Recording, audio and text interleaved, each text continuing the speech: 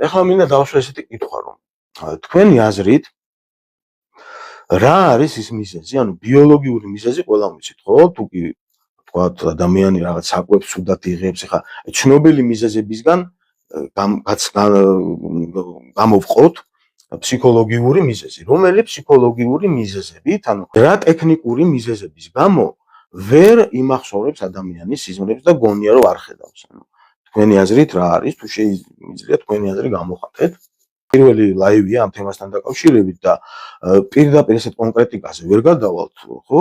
თუ კი რაღაცა მონახაზი არ გავაკეთეთ და მინდა სამი საკითხი გამოვყოთ, რომელიც იქნება ერთგვარი ჰორიზონტი, რომელთანაც უნდა მივიდეთ აი ამ რუბრიკის მეშვეობით, აი ამ საკითხზე, აი ამ ლაივების და ამ საკითხზე რაღაც აქტივობების მეშვეობით, რომ მივიდეთ რა. და პირველი საკითხი არის ის, რომ რატომ ვერ იმახსოვრებს ადამიანი, რა?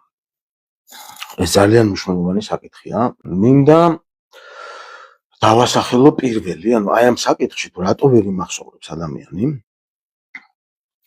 ეს არის მისი არაცნობიერი თვით საბოტაჟი. ანუ ადამიანებს ძირითადად შიში აქვთ და განცდა აქვთ იმისი, რომ რაღაც აღმოაჩინონ ისეთი, რაც მათ აიძულებთ, რაღაც ისეთი გადაწყვეტილებები მიიღონ ცხოვრებაში, ანუ შიში, რაღაცის მიუღებლობა, რაღაც გადაუწყვეტელი პრობლემა ფსიქოლოგიური, რომელიც განდევნილია, შესაბამისად ამ საკითხზე თუ კი რაღაც პრობლემა ადამიანის ფსიქოლოგიური და ბიოლოგიური პრობლემა ფსიქიკისთვის ერთი და იგივეა. აბსოლუტურად ერთი და იგივეა. ამიტომ თუ კი რაღაცა პრობლემა აქვს ადამიანს, ხო, პირველ რიგში იმ საკითხზე აწვდის ინფორმაციას. ამიტომ პირველი და მნიშვნელოვანი, ყველაზე მნიშვნელოვანი საკითხი, რის გამოც არ ესიზმრება და ვერ იმახსოვრებს ადამიანს, ეს არის რაღაც საკითხის მიუღებლობა, რომელიც საჭიროებს გადაწყვეტას და მოგვარებას. არიან ადამიანები, რომლებიც წლების მანძილზე ერთი და იგივე სიზმარს ხედავენ. ერთი და იგივე სიზმარს.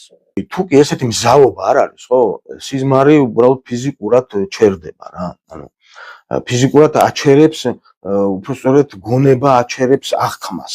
აი იმისი, რასაც აწვდის სიზმარი როგორც პრობლემას. მესამე თავია ამ წიგნში, მესამე თავი არის მიძღვნილი ამ სიზმრის არქიტექტურისთვის და ზოგადი აღწერა გავაკეთოთ, თუ რას წარმოადგენს საერთოდ ჩვენ ცხოვრებაში სიზმარი. დაველოდები თქვენს მოსაზრებას, თუ რატომ შეიძლება არ ესიზმრებოდეს თქვენი აზრით.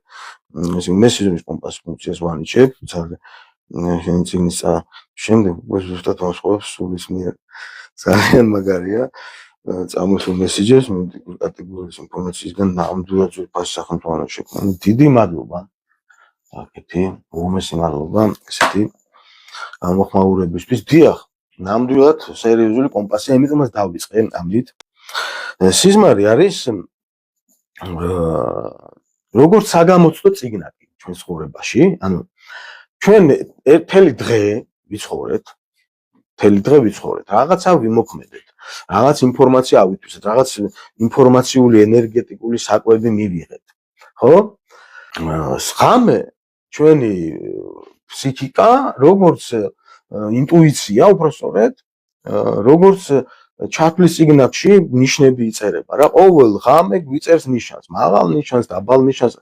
აი ესეთი რაღაც არის ჩათვლის საგამოცდო წიგნაკი არის სიზმარი, როგორც გადახდის ჩეკი, სადღაც რესტორანში რომ შედიხარ, რაღაც საკვებს მიიღებ, რაღაცას იყიდი, მაღაზიაში რაღაცა შეიძინე, მაგალითად და ეს გადახდის ჩეკი, თვით არ გნებავთ, ხო და თუ არ გნებავთ, მაშინ არ გაწვდიან. აი იგივე არის წეგან როგორ ვთქვი, ის მიზეზი, რომ თუ ესე იგი არ აქვს ადამიანს მზაობა რაღაცის მოგვარების, რაღაცის შეცვლის საკუთარ თავში, საკუთარ ცხოვრებაში, მაშინ უკვე ეს ჩეკიც აღარ მოდის რა. უბრალოდ იხდის ისე რომ არ ნახულობს რა წერია შიგნის სინამდვილეში.